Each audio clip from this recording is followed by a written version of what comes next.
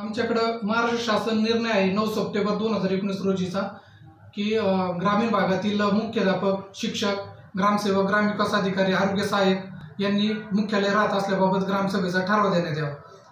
त्यानंतर जिल्हाधिकारी साहेब अहमदनगर यांनी 3/4/2021 रोजी लेखी आदेश दिला होता की जिल्ह्यातील सर्व अधिकारी व कर्मचारी यांनी मुख्यालय राहावं। कोरोनाचं संकट असल्यामुळे हा आदेश देण्यात आला होता, परंतु त्याचं देखील पालन झालेलं नाहीये। त्यानंतर आम्ही तहसील कार्यालय नेवासा येथे माहिती अधिकारात माहिती मागितली। तुमच्या अंतर्गत जे अधिकारी आहेत ते मुख्यालय राहतात किंवा नाही याची आम्हाला माहिती देण्यात यावी। त्यानंतर पंचायत समिती नेवासा येथे देखील आम्ही माहिती मागितली, परंतु आम्हाला माहिती मिळाली नाही। म्हणून आम्ही जिल्हा परिषद अहमदनगर, तहसीलदार, जिल्हा कलेक्टर साहेब यांना तक्रारी केल्या। त्यानंतर मग आम्हाला काय माहिती मिळाली।